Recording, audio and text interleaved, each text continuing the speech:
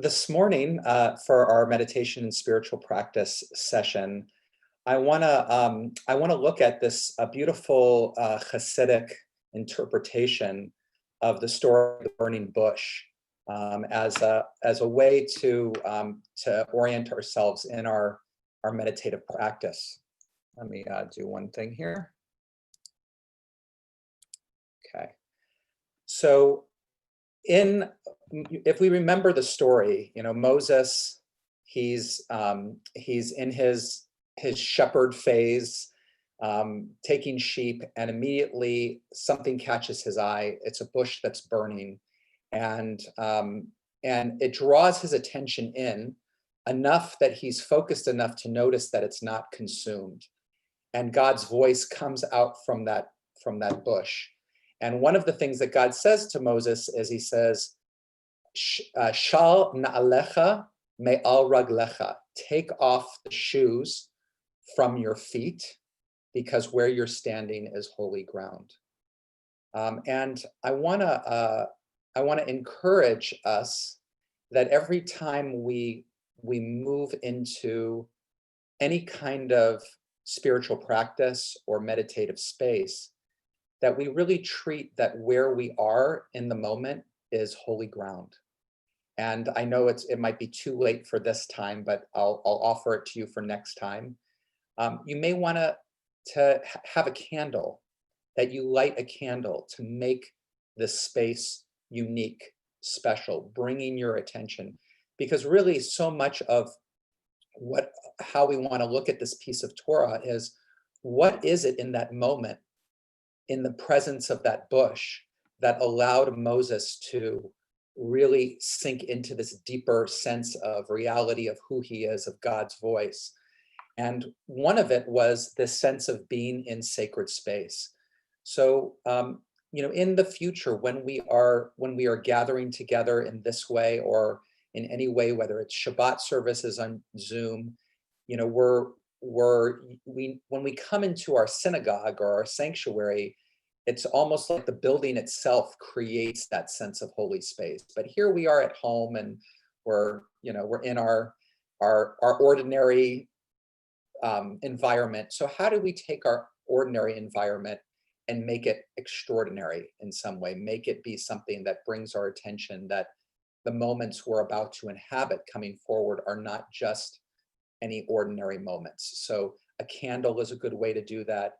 It's a good way to orient your space in some way that feels, that kind of brings your attention, that it's time to do something differently, to really make it a mikdash me'at, a miniature sanctuary.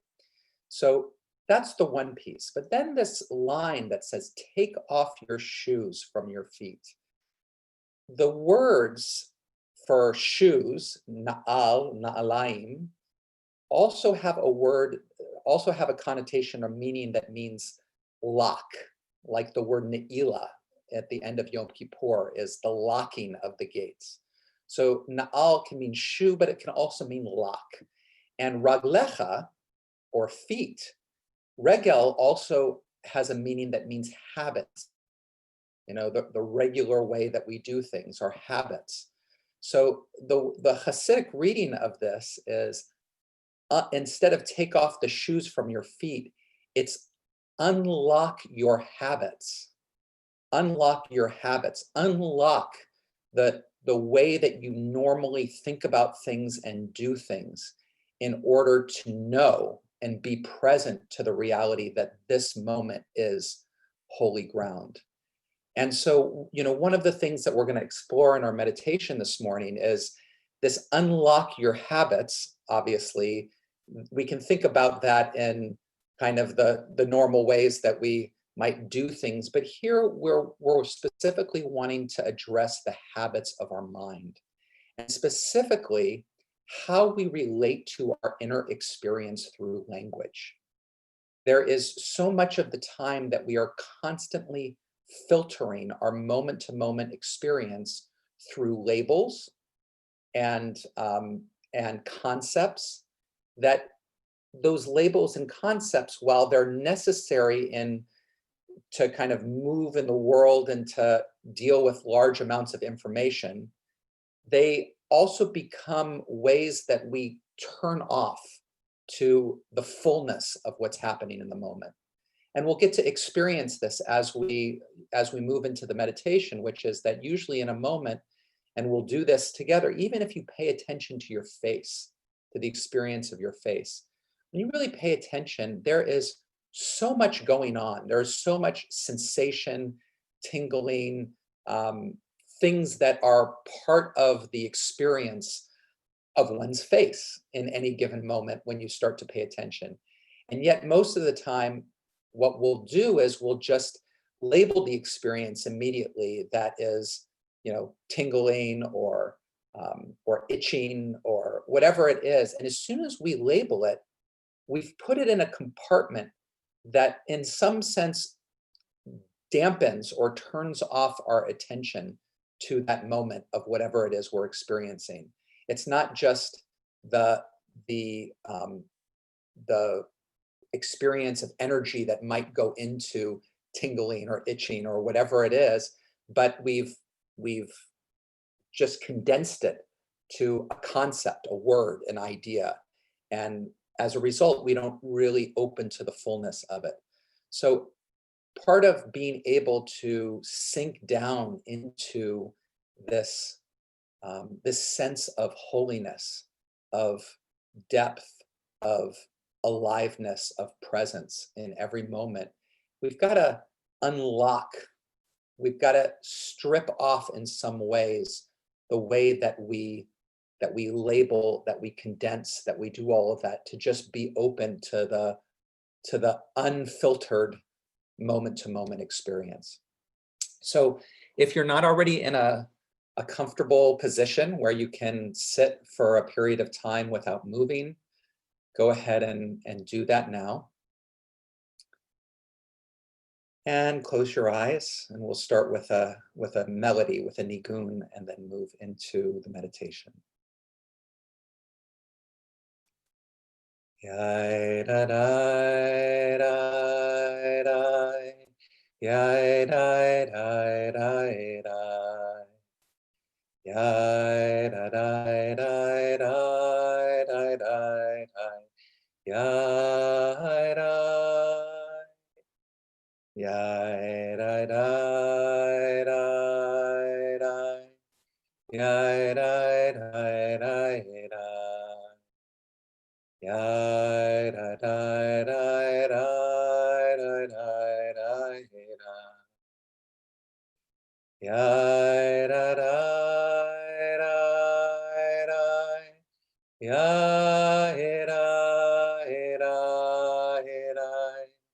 Ya da da da da da da da. Ya da da da da. Ya hira hira hira. Ya da da da da da da da hira. Ya da da da da. Ya da da da da. Ya da da da da da da da. Ya da. Ya da da da da. Ya da da da da. Ya da da da da da da da. Ya da da da da. Ah, ya, ya, ya. Ya da da da da da da da da. Ya da da da da. Ya da da da. Ya da da da da da da da. Ya da da da da. Ah, ya.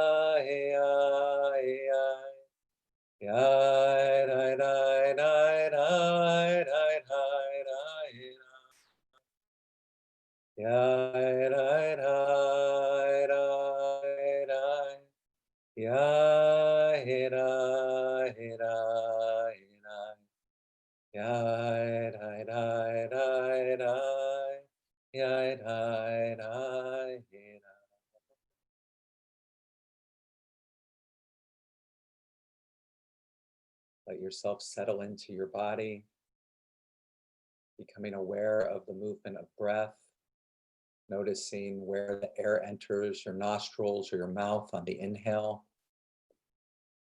Notice the gentle expansion of the chest or the belly on the inhale, the way the inhale reaches its maximum length and then switches over into an exhale, following the breath out as the body contracts on the exhale, and then noticing that spot where the exhale reaches its maximum length and switches over to an inhale.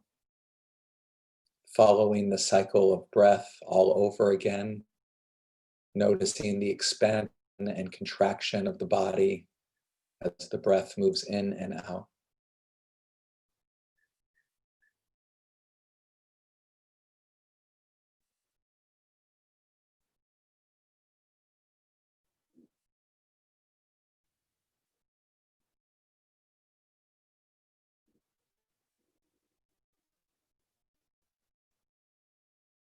As you continue to pay attention to your breath, also notice the pressure of your bottom on the seat or the bed or the cushion.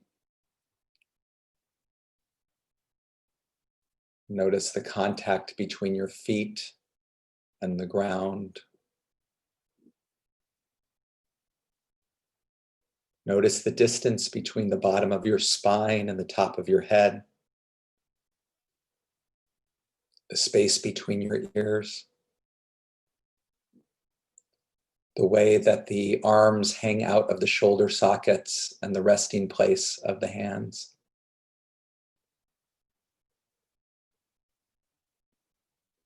Noticing the full outline of your body in space as it expands and contracts with the breath.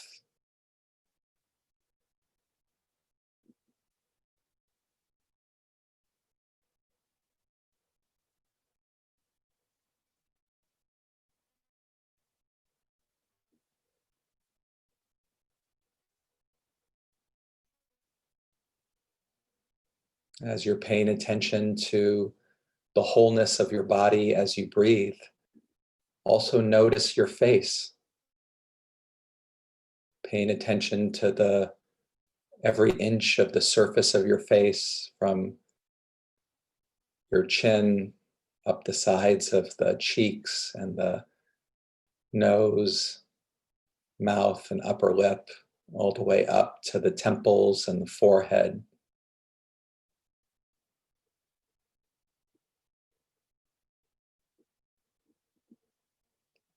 And again, just noticing, being open to the experience without a label.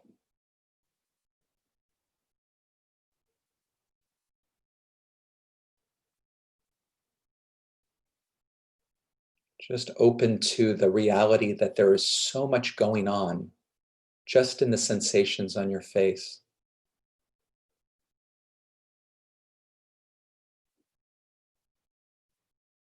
So it's an intention to be radically present right here in the middle of the sensations in your face.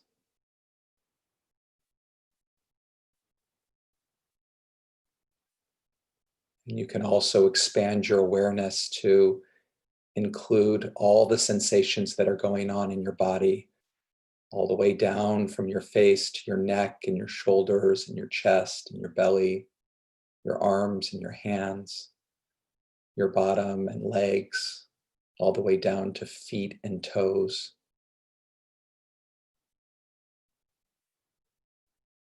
Just let yourself open to the fullness, the incredible variety and dynamism that is taking place right here in the sensations of your body.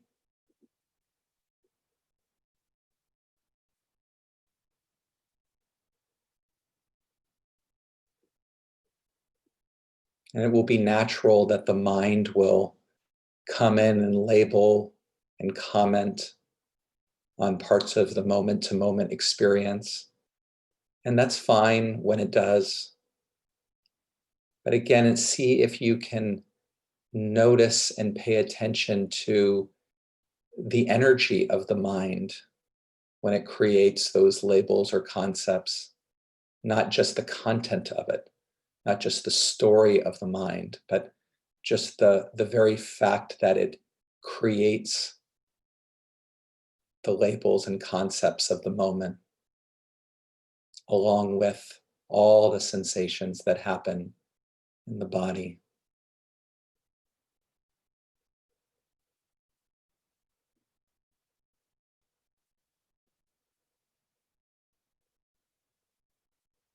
And as you're just open to the rawness of the moment to moment experience of body, you can also be aware.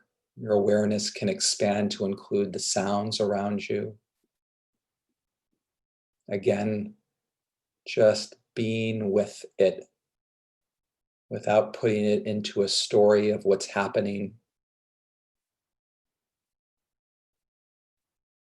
Garbage truck outside my window, and just open to the very sound of it, the vibrations of sound waves without creating the story of what it's doing. And if my mind does create that story, I just also open to the energy of the mind creating that story.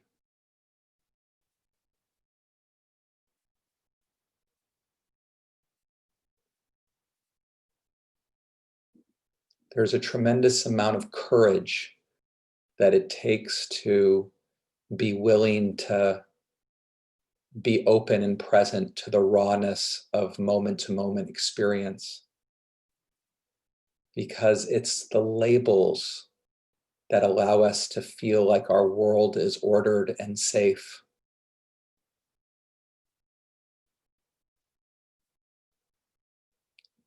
And while it gives us that sense of cohesiveness and order on a moment to moment experience in our lives, it also limits our perception of what is here.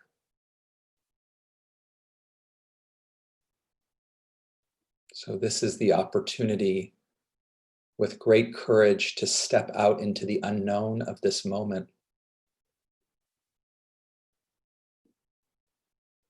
and be with it all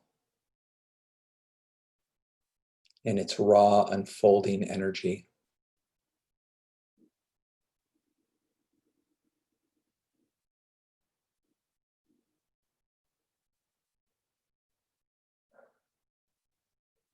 And as we pay attention in this bold and uncontained way, you can also sense into your very attention, the very presence that you are bringing to this moment, the very isness that allows you to be with your moment to moment experience.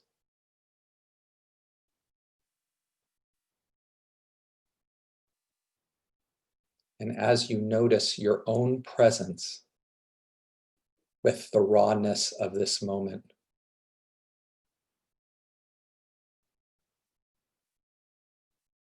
let the my of the my presence drop away. Let this presence not be my presence, but just the presence.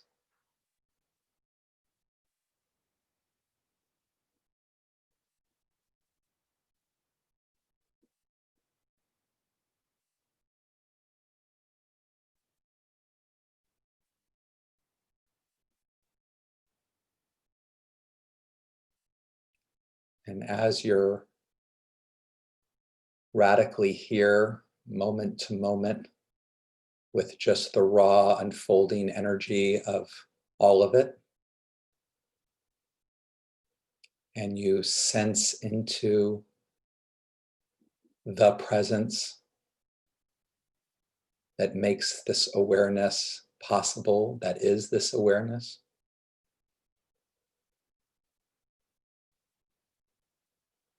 Let yourself notice too that there is no end to the presence. That this sense of awareness, attention, there are no borders that contain it.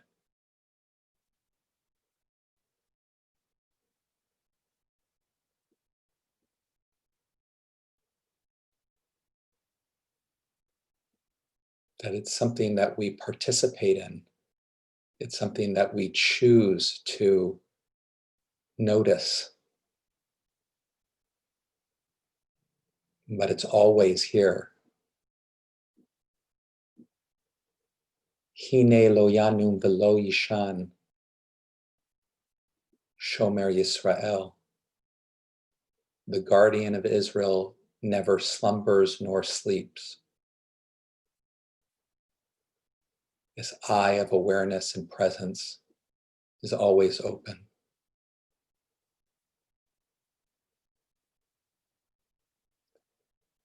I'm going to be quiet for the next moments. I want to invite you to continue to bring your attention to the details, to your moment-to-moment experience, whether in your breath or your body or sounds, to try to be with all of it without label or concept, just the raw beingness of it. To notice the presence that is here. Your very attention on whatever it is each moment.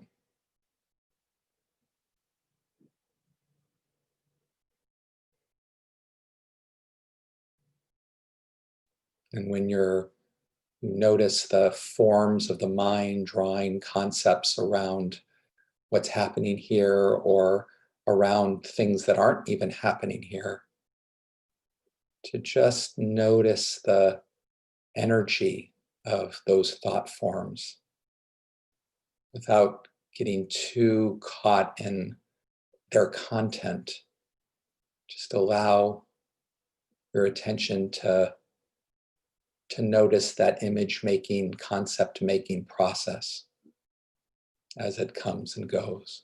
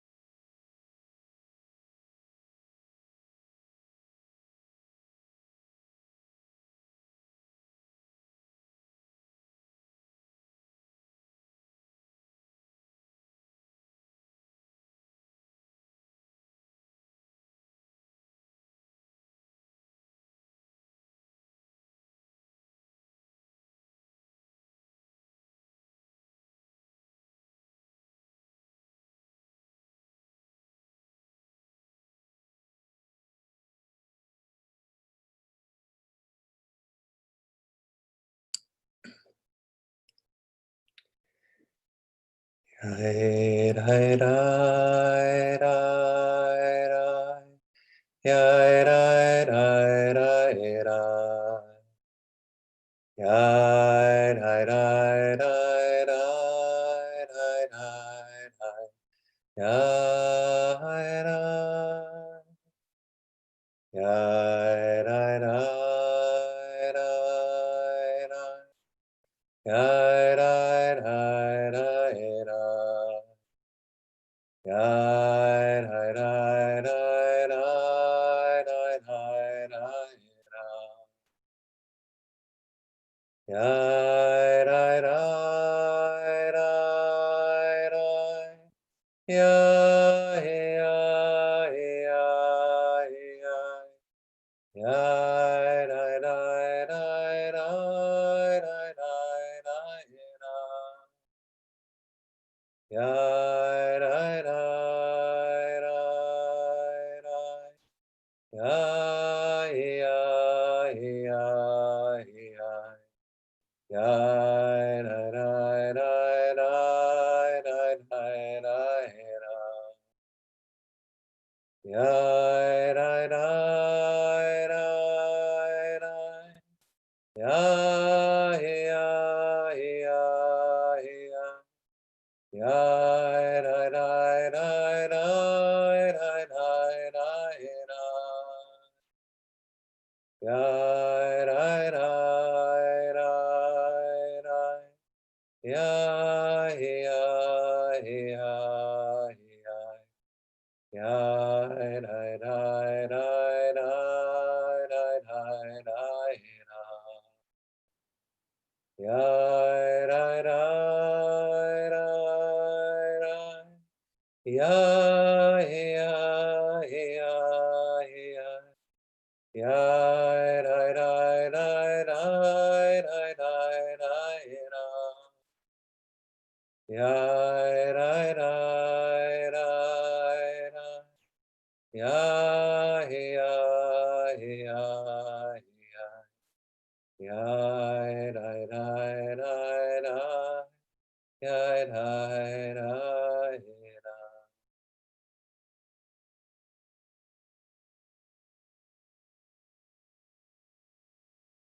Okay, let yourself come back to our shared space here together on the screen,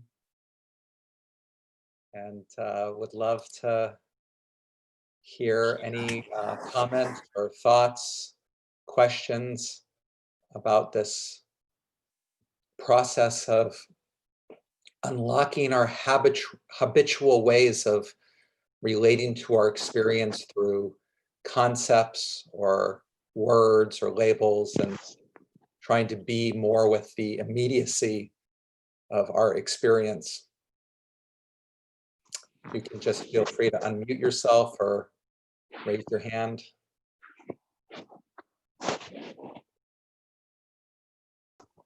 Well, it's lovely. It really is. I have to confess, I had trouble shutting off my mind this morning. Um, you know, Yeah. happens.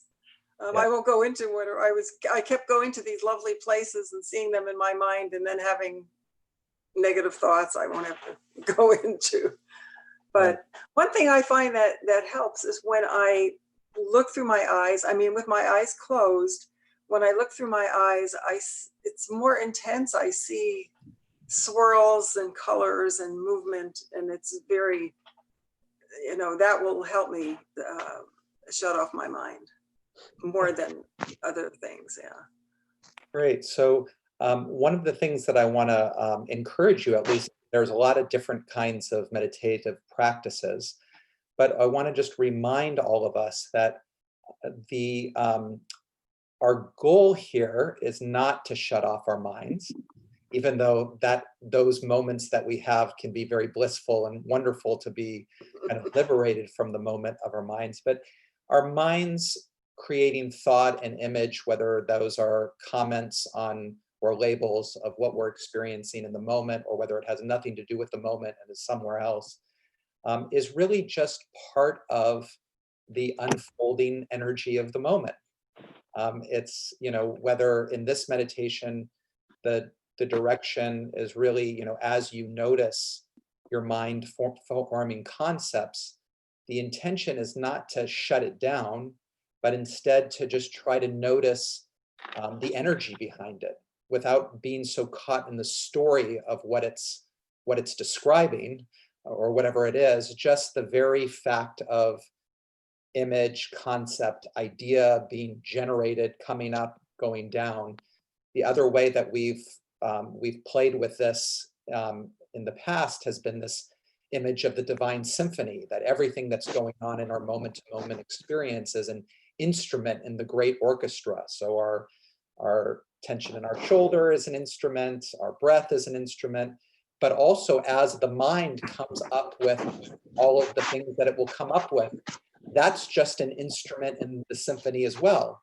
So instead of trying to shut down the instrument, instead what we kind of seek to do is expand our awareness beyond the instrument. So the mind concept is there, but in the divine symphony practice, we let that be, but instead try to pay attention and notice everything else that's in our field of experience in addition to whatever's going on in the mind. So the mind's thoughts is never a distraction, only an invitation to pay attention more to the essence of it, the energy of it, rather than the story. So I appreciate you bringing that, Maury. That's a really important. Yes, and I think what I want is to get away from the negativity, because the thoughts that, when there's a nice image that comes in, from elsewhere, then that's pleasant. And then the negative thoughts, the discouraging thoughts, are the ones that I would rather not. I understand what you're saying, Rob. I really appreciate that. Yes. You can't keep fighting yourself, I think, but there's two ways, and this is a really important concept, especially in Hasidic teaching. There's two ways of dealing with negative thoughts, and the masters talk about it specifically during prayer as it comes up, but I think meditation is. One is to shut it down, to silence it, to turn our attention somewhere else. And that's one way of doing it. But another one that's a little bit more radical is to really acknowledge that there is divine energy in all of it that's happening, that everything that's happening is an unfolding of this divine energy. The problem is that we get too caught in the story of whatever the thought is. It's the story that captivates our attention and brings us down. That's the part of the negative thought that does it. And so what I want to encourage you and all of us, because this is a constant practice for me too, Maury, is that there's a way to be able to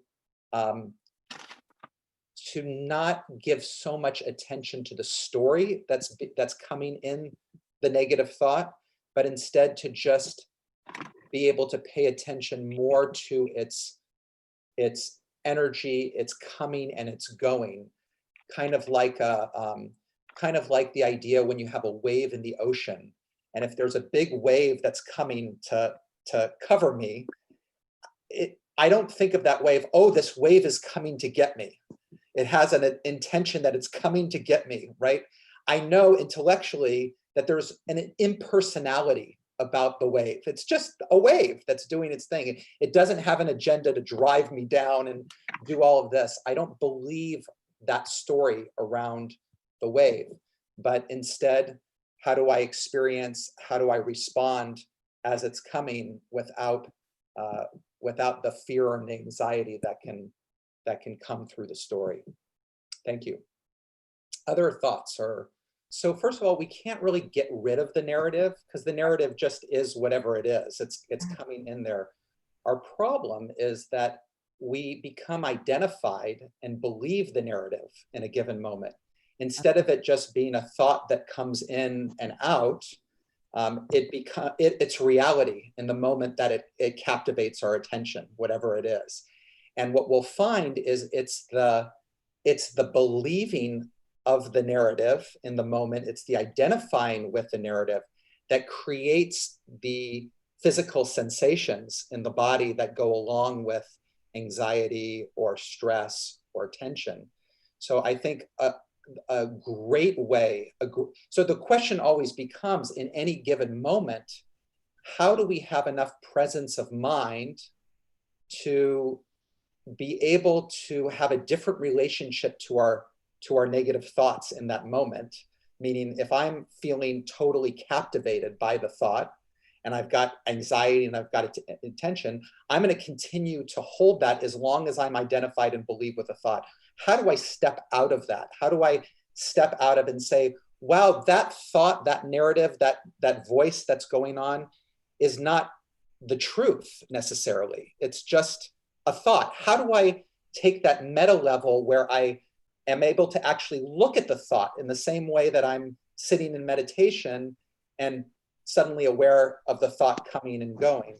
So I think that one of the keys is, if I'm kind of noticing that I'm uncomfortable, but that my body's tense and stressed or whatever it is, that's kind of a key to say, okay, stop for a moment, pay attention, what's happening.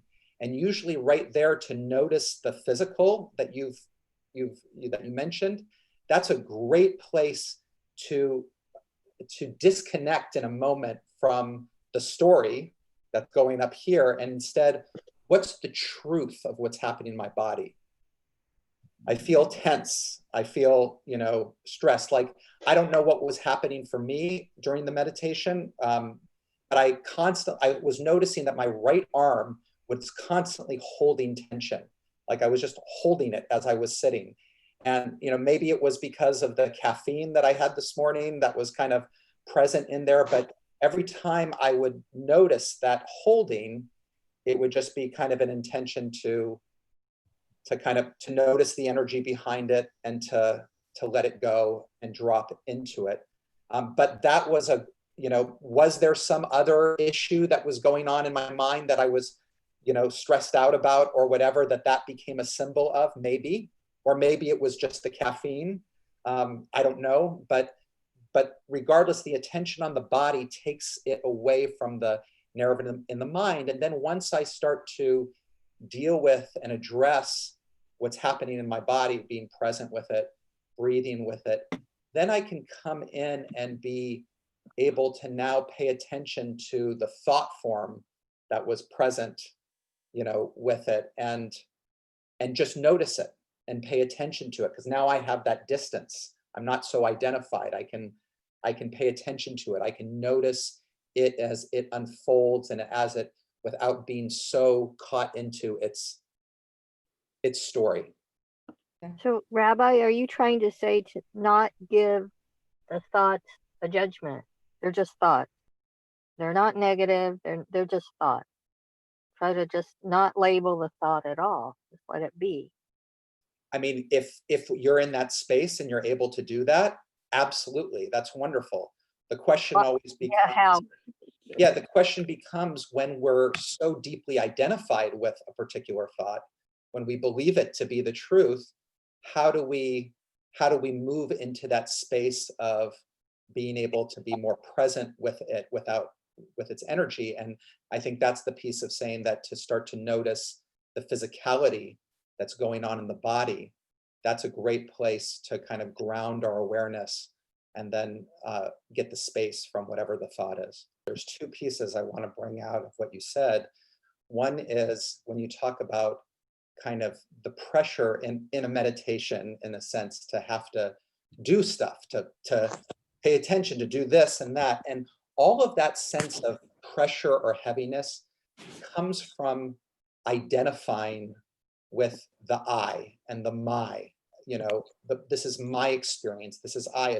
As long as I'm having the experience of myself as this separate being that's doing this meditation, it's going to feel hard most of the time. It's going to feel like this is really work, and sometimes I have more energy to do that work, and sometimes I have less energy to do that work, but it's going to feel a lot. And really, I think a very deeper place is to let go of that I, in the same way, to let just what is unfold in its isness. And when we're starting to, this is also, what you brought is what I would call is the difference between mindfulness and godfulness.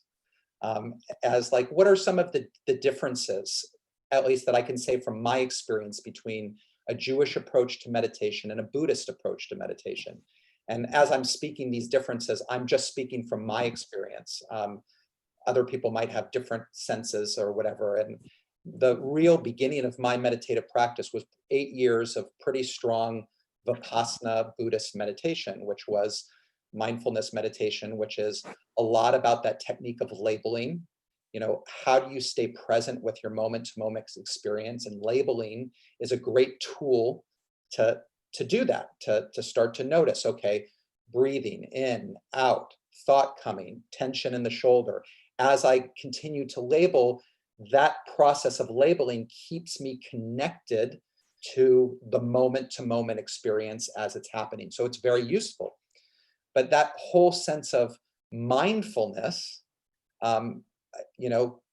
is also one in which I'm continuing to operate within the limits of my own awareness. And when I start to talk about godfulness, the way that I'm using it is it's this real awareness that reality is infinitely deep, that has infinite presence to it, that our own sense, that what we call my presence, is actually part of the larger presence that we call God. And so the instruction here more is, how do I sink deeper into that? How do I sink deeper? Now, I think from my experience with Vipassana and doing longer retreats, when one does do more sustained Vipassana meditation and is paying attention, there's really a sense of the impermanence and the ever-changing nature of the moment that allows some of our labels to fall away and to get a greater depth of experience in the moment. But I also feel like it's something that requires a lot of sustained practice to do, and is also, at least for me personally, the godfulness aspect of it invites me deeper beyond the labels in a quicker way. Last comment. Yes, we have a hand up there. Is that Sherry? It's me. Grounding of it, of creating. I really liked the, take off my shoes, you're in a sacred space. And it allowed me to immediately enter the meditative state, because I have a vision of that picture in my mind, and doing that and then hearing what you were saying together, I entered the state almost immediately, and I felt like I was just kind of floating in that space. Beautiful. And it was very powerful and very gentle and really holding me very strongly. It was a very lovely kind of experience, different kind of experience. Thank you. Thank you for sharing that. So before we close, what I want to really invite us to do kind of going forward as we are sharing these experiences online, virtually, and being present, that whether it's this meditation and spiritual practice sessions, or whether it's Friday night or Saturday morning services, whatever it is that you, and especially to think about this as we move towards High Holy Days and have our High Holy Day experiences online, which we're thinking about something very, very fabulous and creative for that, given that it's not the same, but is really, how do you create your space at home here to make it a holy space? Whether it's a candle, whether it's, arranging things different to, and I want to say there's nothing wrong here. And I don't want to, there's a sense that I notice, when we come together on Shabbat, or some people are still in their pajamas, or they're relaxed, or they're, hanging out, and there's, like, there's something that's wonderful about the ease and the comfort of our own space. It also potentially, we might not go as deep if we are relating to the experience from kind of our everyday, business as usual. And so I want to invite us, as we're participating in moments of sacred space online through ritual or service or meditation, to take the time before to make your space be a holy one, to create it, to make it be a sanctuary.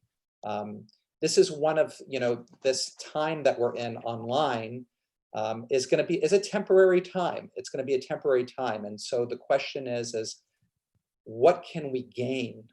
How can we grow through this temporary time? And one of the ways I think, I can notice for myself is there's a lot of ways in which our synagogue building has become our place for holiness and for spiritual practice. And really the whole goal of Judaism is to make every moment that, and every place that. And so beginning to have our home be a place where we can experience that kind of holiness it would be a huge thing if at the end of this COVID time, when we are back together, that we've already developed a richness of our own personal spaces as holy spaces that can complement our synagogue spaces. So consider that, and look forward to sharing with you all soon. Thank you so much.